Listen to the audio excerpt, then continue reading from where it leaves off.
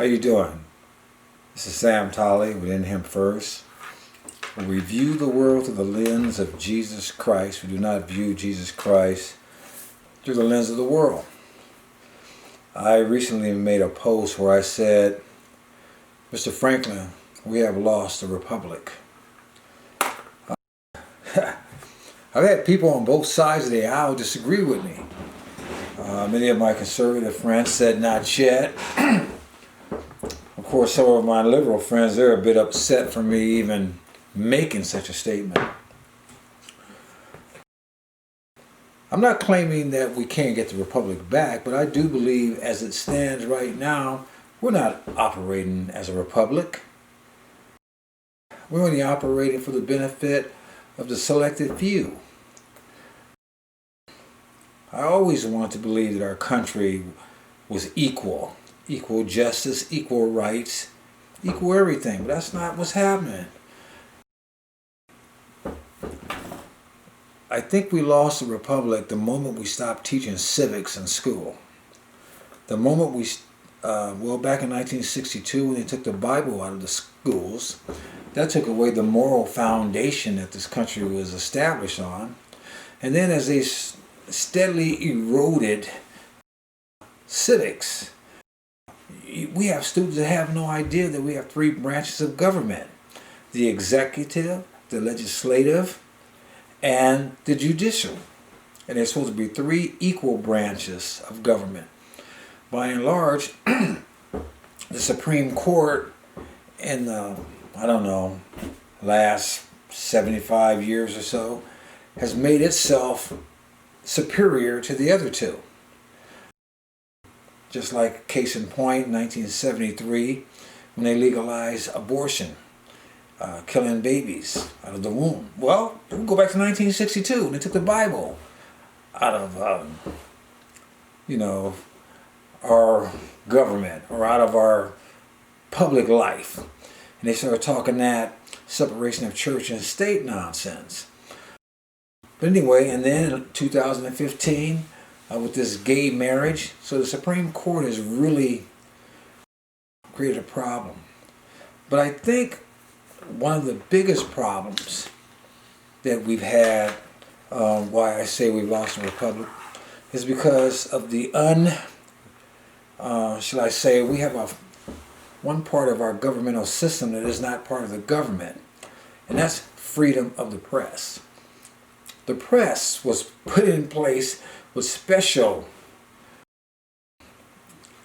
position and a special ability that the government couldn't shut them down.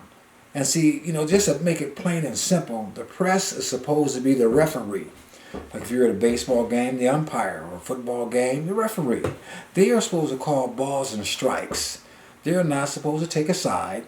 They're supposed to tell you if the right is doing things right or if the left is doing things right, and vice versa, if they're doing wrong.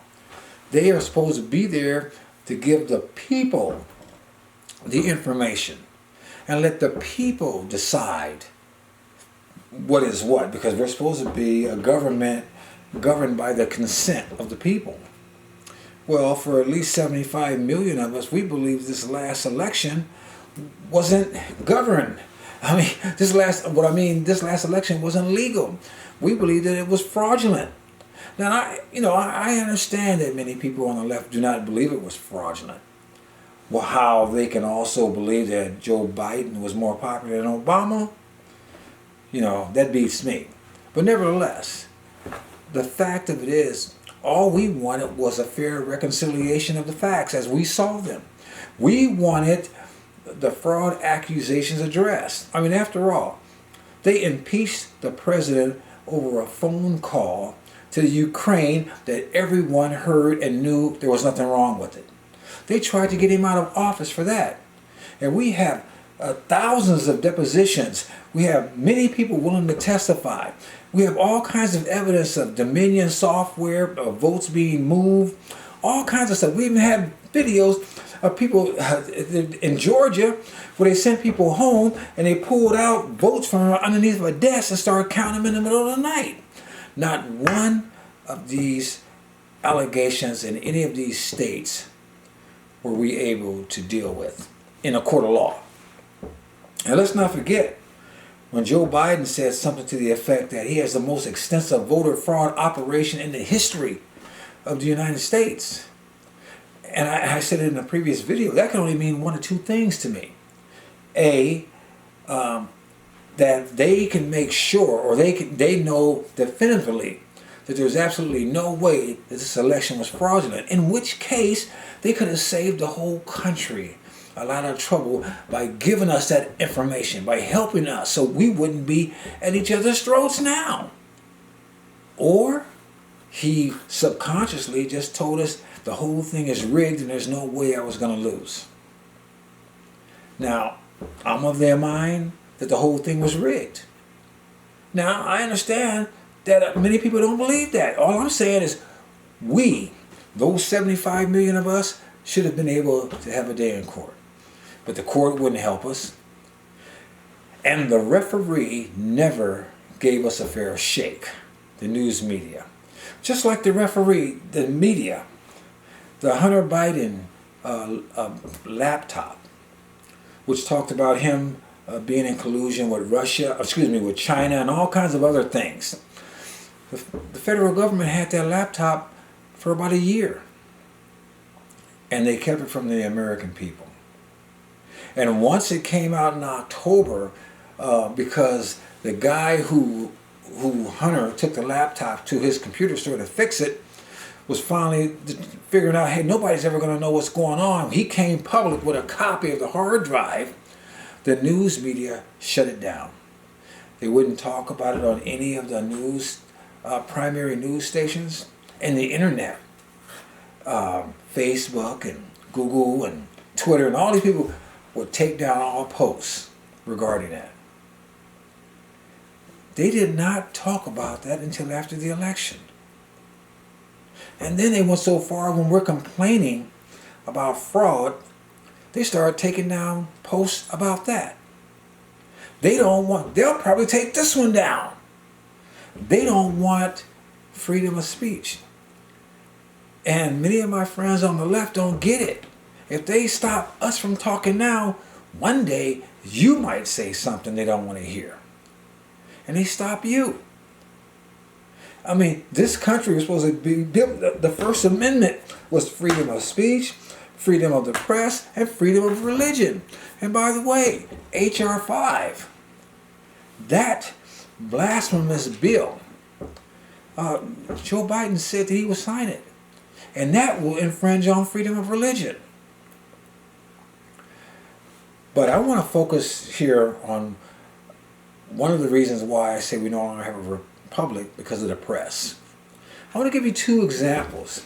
You remember this video where this guy is standing in front of a burning business, burning down, rioting over the summer amongst many of the cities that were on fire, and said it was a mostly peaceful demonstration? I want to be clear in how I characterize this. This is mostly a protest. It is not generally speaking unruly, but fires have been started. I want to be clear in how I characterize this. This is mostly a protest. It is not generally speaking unruly, but fires have been started. We had stuff like this all summer long. These people were tearing up stuff all across the nation. There were even reports of pallets of bricks being brought into certain areas where they were going to riot. Many of you probably never heard of that. I mean, people that are trying to defend their own property were getting prosecuted because they went outside with guns when folks are storming in their yards. And in Portland and in many of these other cities, the police or the district attorney, they wouldn't even prosecute these rioters. Why is that? And then, all of a sudden, once the election was over, all the rioting stopped. And I haven't seen one report from the press asking, why is that the case? All I've seen is 4 years of constant drumbeat, Trump, Trump, Trump, evil, evil, evil, orange man bad. And this situation on the 6th, where many of the people were talking about storming the Capitol. Just one news report. I'm going to show you a small clip of this, just part of this news report, and then let me come back and talk about it. Look at this. The new images from inside the Capitol are showing us just how violent that mob was and how perilously close they came to crossing paths with the top tier of our government if it weren't for the brave actions of a few of these officers. And a warning to some of our viewers, the images you're about to see may be disturbing. A hero in the halls of Congress. That's how so many are referring to the Capitol Police officer seen in this video, taken by a Huffington Post reporter as a violent mob seized the U.S. Capitol. The officer single-handedly trying to keep an advancing group of rioters at bay. Second floor! As the mob breaches the second floor, the officer pauses and looks to his left. Down that hallway, just a few feet away, are doors to the Senate chamber. No one is guarding them, and we now know they were still in the process of being secured. The officer makes a split-second decision, using his own body to lead the mob in the opposite direction, potentially saving lives. This reporter, if that's what you want to call herself, I say she's a propagandist. She claims that this officer is a hero, that he by himself was trying to hold back this mob. Look at this man. They could have ran him over if that's what they wanted to do. And as soon, and check this out, here he is standing over there, pretending like he's trying to keep these people at bay, and they're just patiently waiting for him. And then he stops to go pick up his baton. Nobody came in there after him. Everybody just waited for him. Get his baton, and then he started acting like he's moving backwards, and then they follow him. And look, as soon as he turns the corner, there's a photographer there. Maybe the second or third person that walks in the house and in the building. What the heck is he doing there? Who's he taking pictures for? How did he get ahead of the mob? And by the way, she even says that there's a Huffington Post photographer filming him as he goes up the stairs. What is that person doing there for? And if you got this, if you have enough information to know that there may be a mob coming in there, how come there weren't more police instead of just some photographer filming him as nobody was trying to knock him down or run through him? So then, she goes on to say, as they breach the second floor, they just followed the guy up there. He pauses and looks to the left where the Senate meeting is. And then she gets dramatic. Oh, did you hear earlier on when she was talking about some of this footage might be disturbing? Okay, so then when he pauses and she says that he uses his own body to lead them in the opposite direction. Now think about that. Are those people behind him stupid? If that was a mob, why would they just follow him? Why wouldn't the mob just go everywhere? And if people really were trying to get to the Senate area, you don't think some of them folks knew where it was? But everybody's just gonna follow him? And the fact, talking about him, he used his own body to lead them. He was following the reporter. Not the reporter. He was following the Huffington Post videographer. So if anything, the videographer was leading them up the stairs. This is goofy. This is set up. This is a sham. And I've seen other videos, and I'm not going to post it on this, where the police are telling the crowds, come on in, come on. All I'm trying to say is this. The news media is supposed to be on our side, the public. They're not supposed to be picking a side, and they have clearly picking a side. They have clearly picked a side.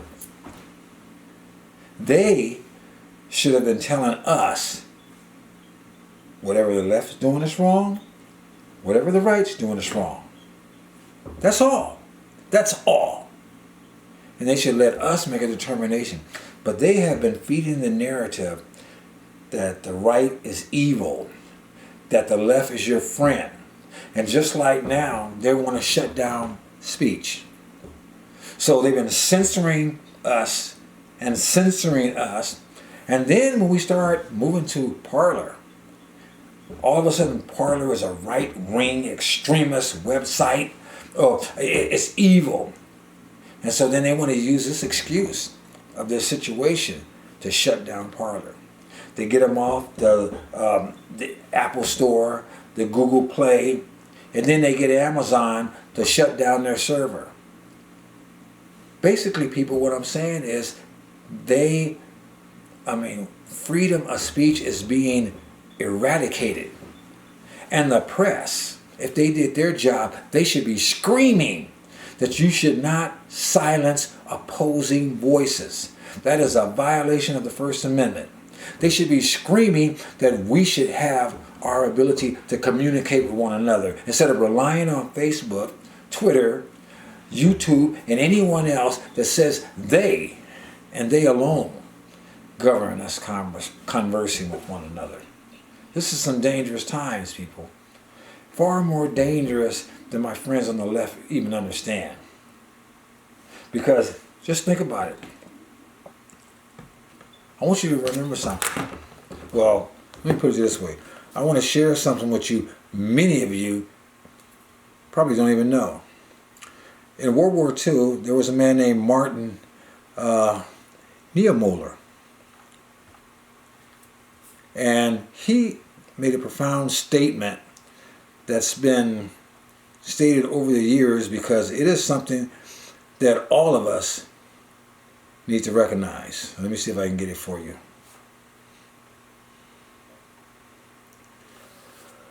Martin Niemöller, and they said there's a few different variations of his statement, but they're basically all the same. And it goes like this. First they came for the socialists, and I did not speak out because I was not a socialist. Then they came for the trade unionists, and I did not speak out because I was not a trade unionist. Then they came for the Jews, and I did not speak out because I was not a Jew. And then they came for me, and there was no one left to speak for me. Freedom of speech is precious. A free press that really tells us what's going on, the good and the bad and the ugly, is precious. Without freedom of speech, without freedom of religion, without freedom of the press, we don't have a republic, folks. I would love for it to come back. And I don't know what it's going to take, but I'm telling you right now, from where I sit, I don't see it. This is Sam Tolley, and I'm out.